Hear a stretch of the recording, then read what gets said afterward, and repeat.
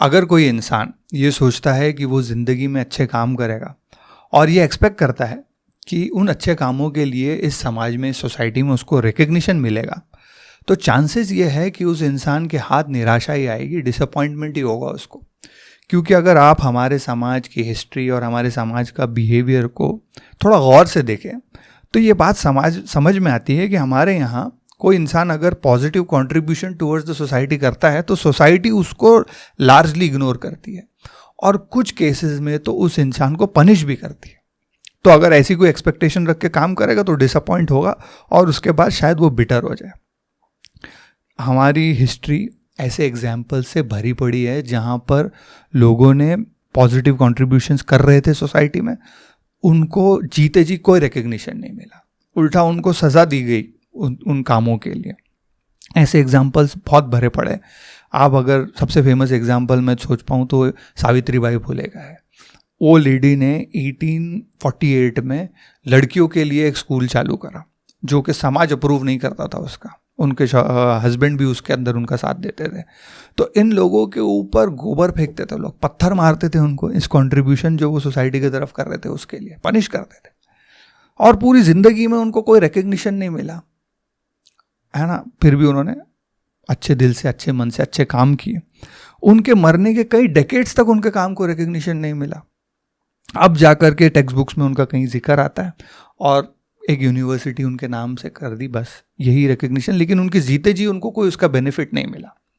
ऐसा ही एग्जाम्पल अगर आप रीसेंट हिस्ट्री का देखें तो वो है इब्राहिम अल काजी का। इब्राहिम अल काजी नेशनल स्कूल ऑफ ड्रामा के प्रेसिडेंट रहे हैं और ये कहा जाता है कि थिएटर की दुनिया में उस इंसान के बहुत बड़े बड़े कॉन्ट्रीब्यूशंस हैं। उन्होंने थिएटर की दुनिया को रेवोल्यूशनराइज कर दिया। लेकिन उनको कौन जानता है? ये जो आपके बड़े बड़े एक्टर्स हैं जिनको आप बड़ी इज्जत देते हैं, राइटफुली सो, से ओम पुरी, नसीरुद्दीन शाह, इनके कोच, टीचर, ट्रेनर ये रहे हैं इब्राहिम अल काजी। लेकिन इनको कोई नहीं जानता। इमेजिन करो, सोच के देखो कि कितने सारे ऐसे एक्टर्स हैं जिनमें कोई टैलेंट नहीं है, कितने सारी मूवी की दुनिया के लोग हैं जिनकी पूरी ज़िंदगी की हिस्ट्री लोग उनको जानते हैं, उनको सेलिब्रेट करते हैं, पैसा फेंकते हैं उनके ऊपर। लेकिन एक इंसान जिसने अपने आर्ट के लिए इतनी मेहनत करी, इंडिया को इतना फ़ायदा दिया, उसको कोई रिकग्निशन नहीं, लार्जली लोग जानते नहीं उनको। वैसा ही बहुत ही फेमस एग्जाम्पल निकोला टेस्ला का है। निकोला टेस्ला ने अपनी ज़िंदगी में बहुत सारे अच्छे काम किए, बहुत सारी इन्वेंशंस करी जिससे दुनिया को आज फ़ायदा है। लेकिन उसके जीते जी उसको कोई रिकग्निशन नहीं मिला। कहते हैं कि वो एकदम गरीबी की हालत में मरा। इतना बड़ा इन्वेंटर गरीबी की हालत में मरा, ऐसे ही ट्रीटमेंट दुनिया ने उसको दिया। और ऐसे एग्जाम्पल से हमारी दुनिया भरी पड़ी है। अब ये तो वो हो गए लोग जिन्होंने कंट्रीब्यूशन करा, उनको जीते जी तो नहीं मिला, लेकिन बाद में चलो उनको दुनिया ने रिकग्नाइज करी। कई हीरोज़ तो हमारे यहाँ ऐसे भी होंगे जिन्होंने हेल्प तो करी, बड़े बड़े डिज़ास्टर से हमको बचाने की कोशिश करी, लेकिन उनके बारे में हमको आज भी नहीं पता क्योंकि उन्होंने अपने काम के कोई ट्रेसेस छोड़े नहीं, है ना। जैसे कि एक जो शहीद है जिसका कॉज हमको पता है, उस शहीद को तो हम रिकग्नाइज करते क्योंकि उसका कॉज हमको पता है। लेकिन कोई ऐसा शहीद है जिसका कॉज हमको पता ही नहीं था, तो उसको हम रिकग्निशन कैसे देंगे? उस शहीद ने अपनी ज़िंदगी दे दी उस कॉज के लिए और वो सक्सेसफुल हुआ उस कॉज को या फिर उस प्रॉब्लम को अवॉइड करने के लिए। इस वजह से हम उसके बारे में अवेयर नहीं है, तो इसलिए हम उसको रिकग्निशन भी नहीं दे पाते, है ना। ये जो इग्नोरेंस है, जो इनग्रैटिट्यूड है इन हीरोज़ की तरफ, ये सबसे विशियस काइंड ऑफ इनग्रैटिट्यूड है, जहाँ पर एक साइलेंट हीरो अपने आप को यूजलेस फील करता है क्योंकि लोग उसके कॉन्ट्रीब्यूशंस को समझते ही नहीं। इसको जो है ना, इस कॉन्सेप्ट, ये जो मैं बात बता रहा हूँ, इसको मैं आपको एक एग्जाम्पल के थ्रू समझाता हूँ जिससे आपको बहुत क्लियरली ये बात समझ में आ जाएगी। इमेजिन करो अमेरिका में एक लेजिस्लेटर है, लेजिस्लेटर जो लोग लॉज बनाते हैं। ये लेजिस्लेटर के पास करेज है, इन्फ्लुएंस है, विजन है, बहुत स्मार्ट लेजिस्लेटर है। तो ये क्या करता है, he manages to pass a law. वो एक ऐसा लॉ पास कर देता है जो कहता है कि 10 सितंबर 2001 तक हर एरोप्लेन के अंदर कॉकपिट के ऊपर बुलेट प्रूफ डोर्स होने चाहिए और वो डोर्स हमेशा लॉक रहने चाहिए फ्लाइट के दौरान। अगर वो ये लॉ पास कर देता, वो कहता कि ये लॉ इसलिए पास कर रहे हैं क्योंकि अगर फ्यूचर में कुछ टेररिस्ट अटैक हो जाए तो उसको बचाने के लिए हम ये लॉ पास करते हैं। तो 10 सितंबर को ये लॉ इफेक्ट में आया और हर जगह अगर ऐसे बुलेट प्रूफ डोर्स इंस्टॉल हो जाते तो 11 सितंबर का जो अटैक था, 9/11 अटैक जिसको हम बोलते, वो नहीं होता, वो अवॉइड करती दुनिया। ये एक थॉट एक्सपेरिमेंट है ना।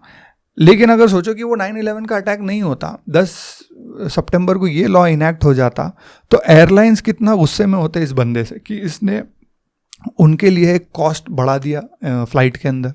और ये जो लेजिस्लेचर था जिसने ये लॉ पास करा, जिसके लॉक्स के वजह से इतनी बड़ी ट्रेजेडी अवॉइड हो गई, उसको क्या रिकग्निशन मिलता? उसके थोड़ी ना कोई पुतले बनाता चौरस्ते के ऊपर, उसके कॉन्ट्रीब्यूशंस की तो कोई बात भी नहीं करता। यहाँ तक कि उसके लॉ को तो लोग अननेसेसरी समझते हैं।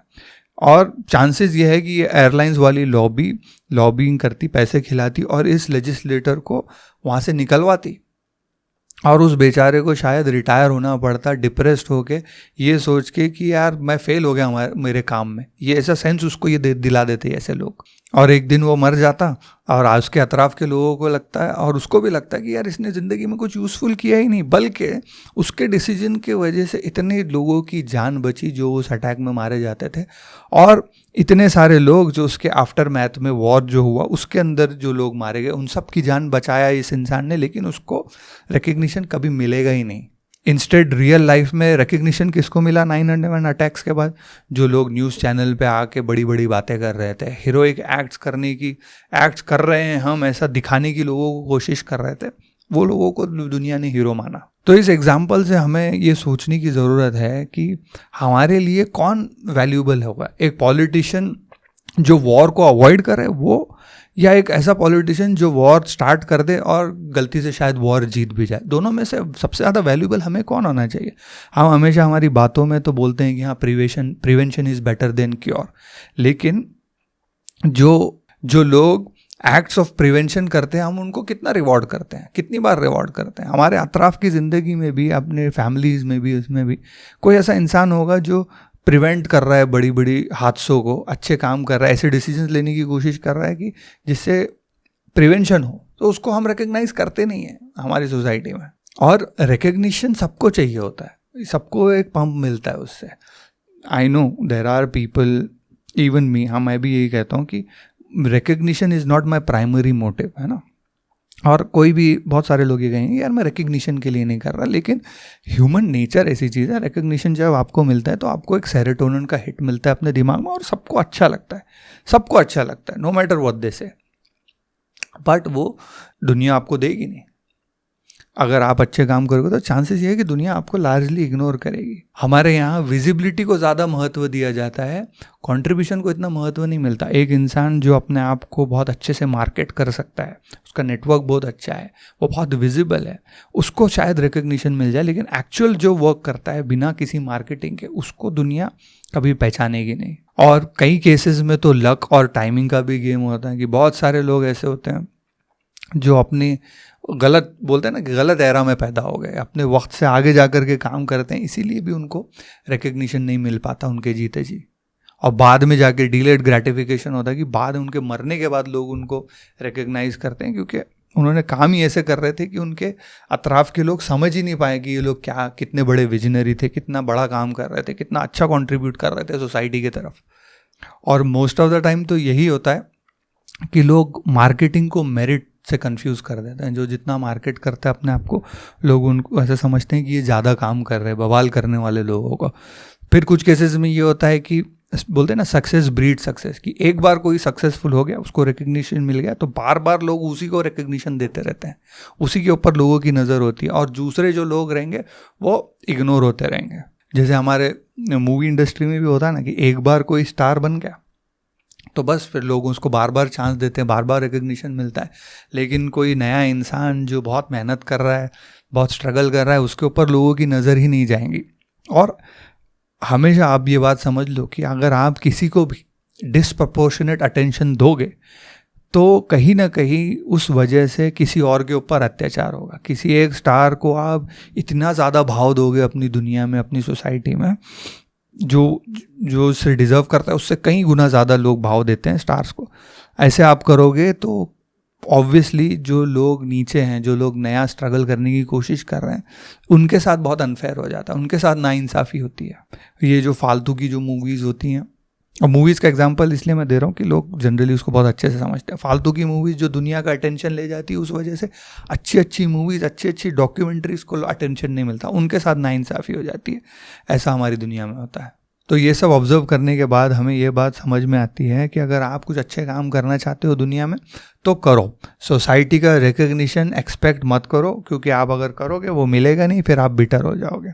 और जो बड़े बड़े थिंकर, साइंटिस्ट दुनिया में आए हैं, जैसे सावित्रीबाई फुले जैसे बड़े लोग, वो दुनिया में काम इसीलिए नहीं कर रहे थे कि लोगों का रिकग्निशन चाहिए था। वो काम इसलिए कर रहे थे क्योंकि उनको काम पसंद था। और ऐसे ही बड़ी चीज़ें, अच्छे काम, बड़े काम ऐसे ही होते हैं कि आपको अगर वो पसंद हो और आप कर रहे हो, अगर आपको रिकग्निशन ना भी मिले तो भी चलेगा, पैसा ना मिले तो भी चलेगा। ऐसे काम जब आप करते हो तभी आप सक्सेसफुल होते हो, और वही काम आपके एक्चुअल इंटरेस्ट का होता है, जो ये सब ना होने के बावजूद भी आप करें, और उसमें से फिर ग्रेटनेस निकल के आती है। अगर एक्सपेक्टेड सोसाइटी से रिकग्निशन एक्सपेक्ट करके काम करोगे तो आपका बहुत नुकसान होगा और ज़िंदगी में निराशा ही हाथ आएगी। ये तो दुनिया है, लोग अपने दोस्तों से, अपने रिश्तेदारों से भी ये हासिल नहीं कर पाते। कितनी बार ऐसा होता है कि लोग किसी की मदद करते हैं अपने दोस्तों में, रिश्तेदारों में, और उसका भी रिकग्निशन उनको नहीं मिलता। क्यों? और फिर लोग कड़वी होते हैं, पीठ पीछे बातें करते हैं कि देखो मैंने इसकी मदद करी साला, लेकिन मेरा एहसान नहीं मानता। वो इसलिए होता है कि आप उस इंसान से एक्सपेक्ट कर रहे हो कि आपकी जो अच्छे कर्म है, अच्छे काम है, उसका रिवॉर्ड आपको मिले, लेकिन आपने वो दुनिया से नहीं एक्सपेक्ट करना चाहिए। और यहाँ पर बिलीवर्स जो होते हैं, इनकी थॉट प्रोसेस बहुत उनके लिए बेनिफिशियल होती है। वो ये सोचते हैं कि मैं जो भी अच्छे काम कर रहा हूँ वो मैं ऊपर वाले के लिए कर रहा हूँ, और मेरा जो रिवॉर्ड है वो ऊपर वाले के पास है, इस दुनिया में है ही नहीं। ऐसे लोग ज़्यादा सुकून में रहते हैं मेंटली, क्योंकि वो अच्छे काम करते हैं, उनको कोई अच्छे काम का दुनिया से एक्सपेक्टेशन है ही नहीं, तो वो डिसअपॉइंटमेंट नहीं है। वो बोलते हैं मेरा रिवॉर्ड ऊपर वाले के पास है, और अगर दुनिया में रिकग्निशन मिल जाए तो फिर वेल एंड गुड, नहीं मिले तो कोई बात नहीं, है ना। तो ऐसे माइंडसेट के साथ आगे बढ़ना चाहिए दुनिया में। ये दुनिया अनफेयर है रिकग्निशन के मामले में, लेकिन इसने आपको रोकना नहीं चाहिए कुछ अच्छे काम करने से। आपने काम करना चाहिए क्योंकि आपको अच्छा काम करना है।